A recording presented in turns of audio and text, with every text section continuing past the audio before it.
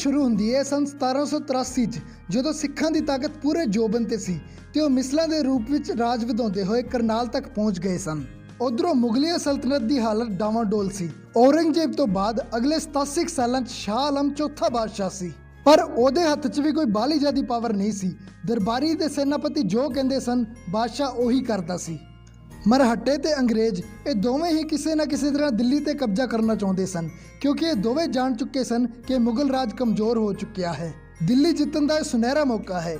ਇਸ ਲਈ ਫਿਰ ਸੰਨ 1783 ਨੂੰ ਮਰਹੱਟੇ ਨੇ ਦਿੱਲੀ ਤੇ ਹਮਲਾ ਕਰਕੇ ਲਾਲ ਕਿਲੇ ਤੇ ਕਬਜ਼ਾ ਕਰ ਲਿਆ ਤੇ ਜਦੋਂ ਇਸ ਗੱਲ ਦਾ ਪਤਾ ਅੰਗਰੇਜ਼ ਜਨਰਲ ਅਕਬਰ ਲੋਨੀ ਨੂੰ ਲੱਗਿਆ ਤਾਂ ਉਹ ਵੀ ਇੱਕ ਭਾਰੀ ਲਾਮ ਲਸ਼ਕਰ ਲੈ ਕੇ ਦਿੱਲੀ ਵੱਲ ਨੂੰ ਤੁਰ ਪਿਆ, ਕਿਉਂਕਿ ਉਹ ਜਾਣਦੇ ਸਨ ਕਿ ਮਰਹੱਟੇ ਕਿੰਨੇ ਕੁ ਪਾਣੀ 'ਚ ਹਨ ਤੇ ਉਹਨਾਂ ਨੂੰ ਆਸਾਨੀ ਨਾਲ ਹਰਾਇਆ ਜਾ ਸਕਦਾ ਹੈ।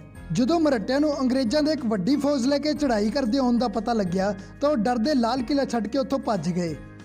ਤਦ ਸ਼ਾਹ ਆਲਮ ਨੇ ਸੋਚਿਆ ਕਿ ਹੁਣ ਮਰਹੱਟੇ ਤਾਂ ਇੱਥੋਂ ਚਲੇ ਗਏ ਹਨ ਤੇ ਜੇ ਅੰਗਰੇਜ਼ਾਂ ਨੇ ਆ ਕੇ ਕਬਜ਼ਾ ਕਰ ਲਿਆ ਤਾਂ ਗੱਲ ਤਾਂ ਉਹਦੀ ਉਹੀ ਰਹੇਗੀ। ਹੁਣ ਮੈਨੂੰ ਬਚਣ ਦਾ ਇੱਕ ਮੌਕਾ ਮਿਲਿਆ ਹੈ, ਮੈਨੂੰ ਕੋਈ ਨਾ ਕੋਈ ਉਪਰਾਲਾ ਜ਼ਰੂਰ ਕਰਨਾ ਚਾਹੀਦਾ ਹੈ। ਤਦ ਵਜ਼ੀਰਾਂ ਨੇ ਕਿਹਾ ਕਿ ਹੁਣ ਤਾਂ ਬਚਣ ਦਾ ਸਿਰਫ ਇੱਕੋ ਹੀ ਤਰੀਕਾ ਹੈ ਕਿ ਸਿੱਖ ਜਰਨੈਲ ਸਰਦਾਰ ਬਘੇਲ ਸਿੰਘ ਜੀ ਨੂੰ ਮਦਦ ਦੀ ਗੁਹਾਰ ਲਗਾਈ ਜਾਵੇ। ਇਸ ਲਈ ਫਿਰ ਬਾਦਸ਼ਾਹ ਸ਼ਾਹ ਆਲਮ ਨੇ ਆਪਣੇ ਦਰਬਾਰ ਦੇ 3 ਮੁੱਖ ਸਲਾਹਕਾਰਾਂ ਨੂੰ ਭੇਜ ਕੇ ਸਰਦਾਰ ਬਘੇਲ ਸਿੰਘ ਜੀ ਨੂੰ ਉਹਨਾਂ ਦੀ ਮਦਦ ਕਰਨ ਦੀ ਬੇਨਤੀ ਕੀਤੀ।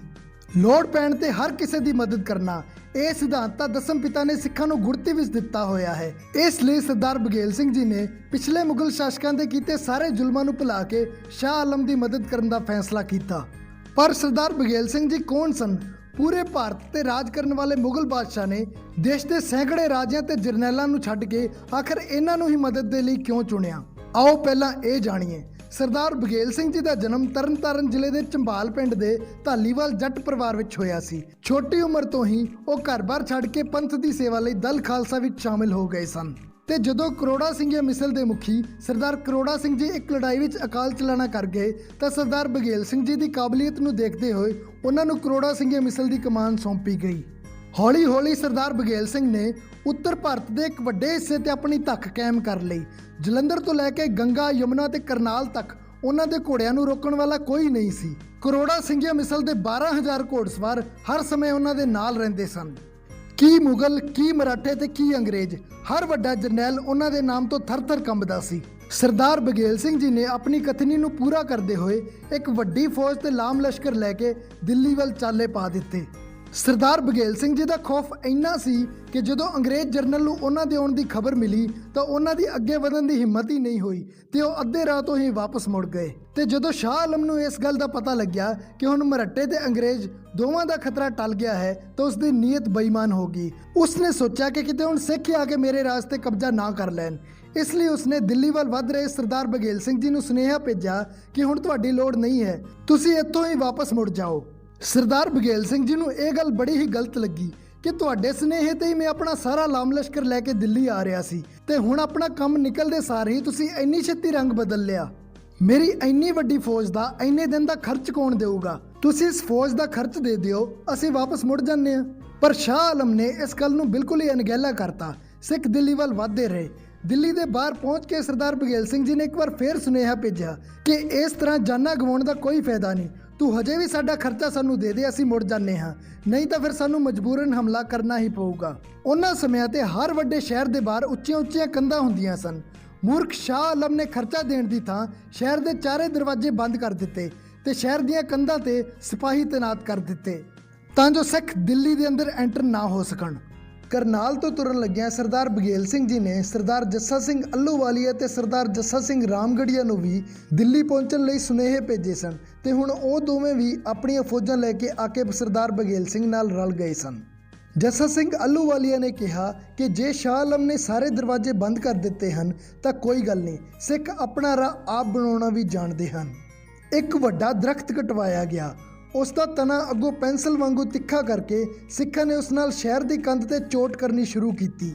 ਕੁਝ ਘੰਟਿਆਂ ਦੀ ਮਿਹਨਤ ਹੀ ਰੰਗ ਲਿਆਈ ਤੇ ਸ਼ਹਿਰ ਦੀ ਕੰਧ ਵਿੱਚ ਇੱਕ ਮੋਰੀ ਕੱਢ ਦਿੱਤੀ ਗਈ, ਜਿਸ ਵਿੱਚੋਂ ਐਂਟਰ ਹੋ ਕੇ ਸਾਰੀ 30,000 ਦੀ ਫੌਜ ਅੰਦਰ ਇੱਕ ਮੈਦਾਨ ਵਿੱਚ ਇਕੱਠੀ ਹੋ ਗਈ। ਇਸ ਮੈਦਾਨ ਨੂੰ ਬਾਅਦ ਵਿੱਚ 30,000 ਮੈਦਾਨ ਨਾਮ ਦਿੱਤਾ ਗਿਆ, ਜਿੱਥੇ ਅੱਜ 30,000 ਕੋਟ ਬਣਿਆ ਹੋਇਆ ਹੈ।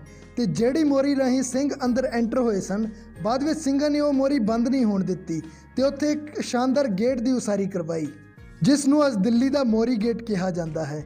ਭਾਵੇਂ ਖਾਲਸੇ ਫੌਜ ਦੀ ਗਿਣਤੀ 30,000 ਹੀ ਸੀ, ਫਿਰ ਵੀ ਮੁਗਲਾਂ ਨੇ ਕੁਝ ਛੋਟੀਆਂ-ਮੋਟੀਆਂ ਝੜਪਾਂ ਤੋਂ ਬਾਅਦ ਹੀ ਹੱਥ ਖੜੇ ਕਰ ਦਿੱਤੇ। ਪਰ ਸ਼ਾਹ ਆਲਮ ਨੂੰ ਫੜਿਆ ਨਾ ਜਾ ਸਕਿਆ। ਉਹ ਇੱਕ ਚੋਰ ਰਸਤੇ ਰਾਹੀਂ ਉੱਥੋਂ ਭੱਜਣ ਵਿੱਚ ਕਾਮਯਾਬ ਹੋ ਗਿਆ। ਉਹ ਆਪ ਤਾਂ ਭੱਜ ਗਿਆ, ਪਰ ਉਸ ਦੀਆਂ ਬੇਗਮਾਂ ਤੇ ਬੱਚੇ ਹਜੇ ਵੀ ਕਿਲੇ ਵਿੱਚ ਹੀ ਸਨ।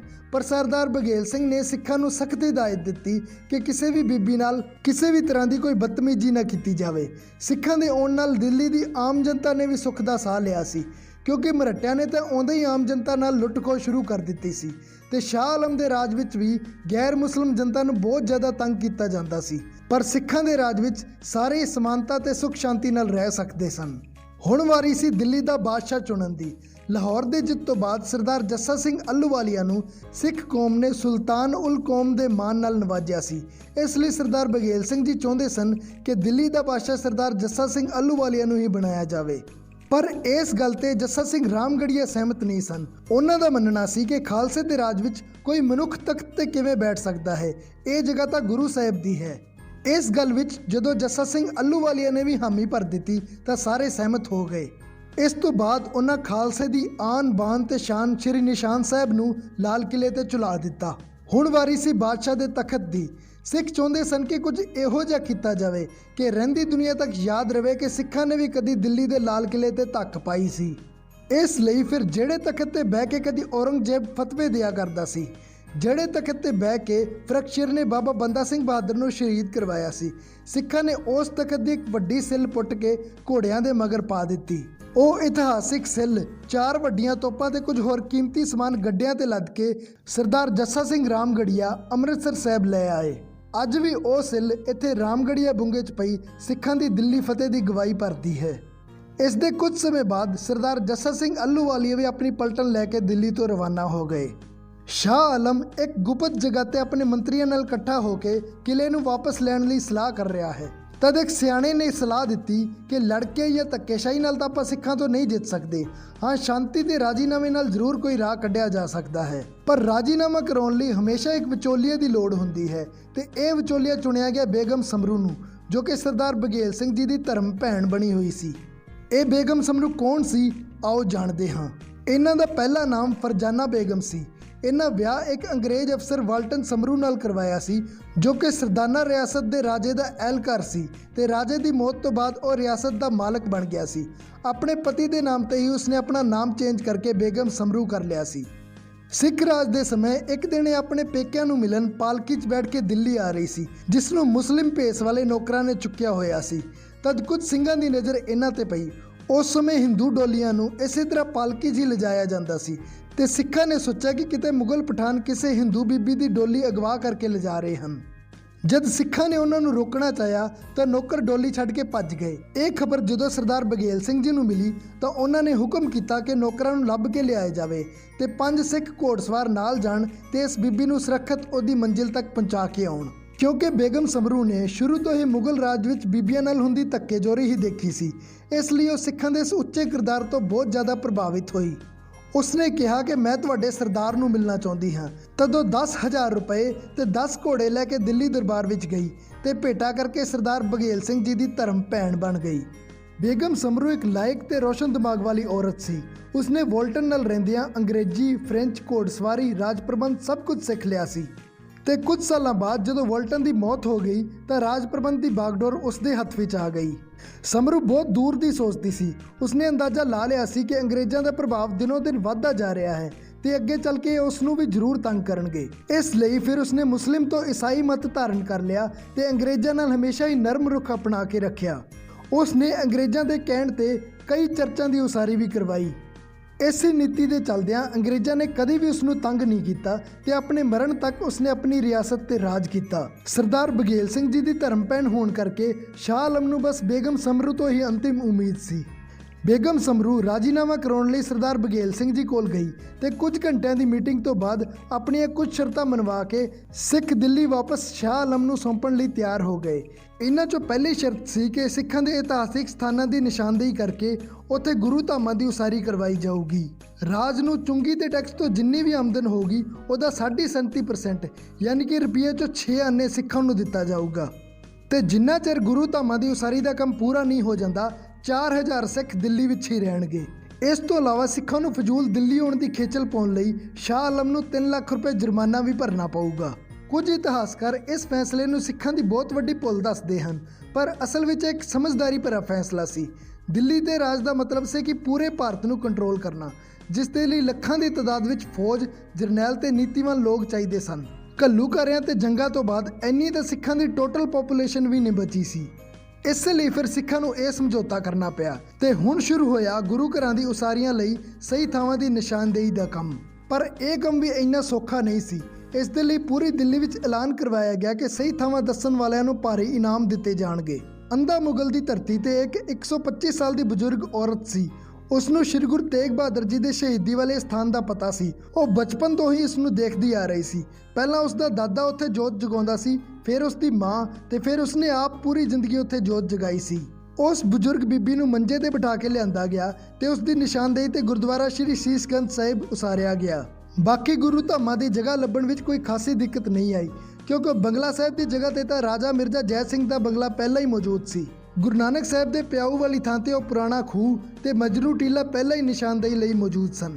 ਪਰ ਸਭ ਤੋਂ ਵੱਧ ਮੁਸ਼ਕਲ ਗੁਰਦੁਆਰਾ ਸ਼੍ਰੀ ਰਕਾਬਗੰਜ ਸਾਹਿਬ ਦੀ ਜਗ੍ਹਾ ਲੱਭਣ ਤੇ ਆਈ, ਜਿੱਥੇ ਭਾਈ ਲੱਖੀ ਸ਼ਾਹ ਵਣਜਾਰਾ ਨੇ ਆਪਣੀ ਹਵੇਲੀ ਨੂੰ ਲਾਂਬੂ ਲਾ ਕੇ 9ਵੇਂ ਪਾਤਸ਼ਾਹ ਦੀ ਦੇਹ ਦਾ ਅੰਤਿਮ ਸੰਸਕਾਰ ਕੀਤਾ ਸੀ। ਇਹ ਆਵਾਜ਼ ਜਦੋਂ ਇੱਕ ਬੁੱਢੇ ਫਕੀਰ ਦੇ ਕੰਨਾਂ ਵਿੱਚ ਪਈ ਤਾਂ ਉਹ ਆ ਕੇ ਸਰਦਾਰ ਬਘੇਲ ਸਿੰਘ ਜੀ ਨੂੰ ਮਿਲਿਆ ਤੇ ਕਹਿਣ ਲੱਗਾ ਕਿ ਮੈਨੂੰ ਪਤਾ ਹੈ ਕਿ ਉਹ ਕਿਹੜੀ ਜਗ੍ਹਾ ਹੈ, ਪਰ ਉਹ ਤੁਹਾਨੂੰ ਨਹੀਂ ਮਿਲ ਸਕਦੀ ਕਿਉਂਕਿ ਉੱਥੇ ਹੁਣ ਇੱਕ ਮਸਜਿਦ ਬਣ ਚੁੱਕੀ ਹੈ। ਸਰਦਾਰ ਬਘੇਲ ਸਿੰਘ ਜੀ ਨੇ ਕਿਹਾ ਕਿ ਤੁਹਾਡੀ ਗੱਲ ਤੇ ਕਿਵੇਂ ਯਕੀਨ ਕਰ ਲਈਏ। ਫਕੀਰ ਨੇ ਕਿਹਾ ਕਿ ਜਦੋਂ ਤੁਸੀਂ ਉਸ ਮਸਜਿਦ ਦਾ ਫਰਸ਼ ਪੁੱਟੋਗੇ ਤਾਂ ਥੱਲਿਓਂ ਗਾਗਰ ਜ਼ਰੂਰ ਨਿਕਲੂਗੀ, ਜਿਹਦੇ 'ਚ ਗੁਰੂ ਸਾਹਿਬ ਦੇ ਫੁੱਲ ਤੇ ਅਸਥੀਆਂ ਪਾ ਕੇ ਲੱਖੀ ਸ਼ਾਹ ਵਣਜਾਰਾ ਜੀ ਨੇ ਧਰਤੀ ਵਿੱਚ ਦੱਬ ਦਿੱਤੇ ਸਨ। ਹੁਣ ਮਸਜਿਦ ਢਾਉਣ ਦਾ ਸਵਾਲ ਸੀ। ਸ਼ਾਹ ਆਲਮ ਨਾਲ ਗੱਲ ਕੀਤੀ ਗਈ ਵੀ ਜੇ ਤਾਂ ਇੱਥੇ ਫਰਸ਼ ਪੁੱਟਣ ਤੇ ਗਾਗਰ ਨਿਕਲੀ ਫਿਰ ਤਾਂ ਇੱਥੇ ਅਸੀਂ ਗੁਰਦੁਆਰਾ ਸਾਹਿਬ ਬਣਾਵਾਂਗੇ, ਤੇ ਜੇ ਇੱਥੇ ਕੁਝ ਵੀ ਨਾ ਨਿਕਲਿਆ ਤਾਂ ਸਿੰਘ ਇੱਥੇ ਪਹਿਲਾਂ ਨਾਲੋਂ ਵੀ ਵੱਡੀ ਤੇ ਆਲੀਸ਼ਾਨ ਮਸਜਿਦ ਬਣਾ ਦੇਣਗੇ। ਫਰਸ਼ ਪੁੱਟਿਆ ਗਿਆ, ਗਾਗਰ ਉੱਥੇ ਹੀ ਸੀ। ਇਸ ਲਈ ਫਿਰ ਉਸ ਥਾਂ ਤੇ ਗੁਰਦੁਆਰਾ ਸ਼੍ਰੀ ਰਕਾਬਗੰਜ ਸਾਹਿਬ ਦੀ ਉਸਾਰੀ ਕਰਵਾਈ ਗਈ। ਸੋ ਇਹ ਸੀ ਸਿੱਖਾਂ ਦੀ ਮਾਨਯੋਗ ਦਿੱਲੀ ਫਤਿਹ ਤੇ ਗੁਰੂ ਘਰਾਂ ਦੀ ਉਸਾਰੀ ਦਾ ਇਤਿਹਾਸ। ਜੇ ਤੁਸੀਂ ਸੱਚਮੁੱਚ ਆਪਣੇ ਧਰਮ ਨਾਲ ਪਿਆਰ ਕਰਦੇ ਹੋ ਤੇ ਆਪਣੇ ਇਤਿਹਾਸ ਨੂੰ ਸਾਂਭਣਾ ਚਾਹੁੰਦੇ ਹੋ ਤਾਂ ਇਸ ਵੀਡੀਓ ਨੂੰ ਵੱਧ ਤੋਂ ਵੱਧ ਸ਼ੇਅਰ ਜ਼ਰੂਰ ਕਰਿਓ, ਕਿਉਂਕਿ ਸਰਕਾਰਾਂ ਤਾਂ ਇਹ ਇਤਿਹਾਸ ਕਦੇ ਵੀ ਸਕੂਲ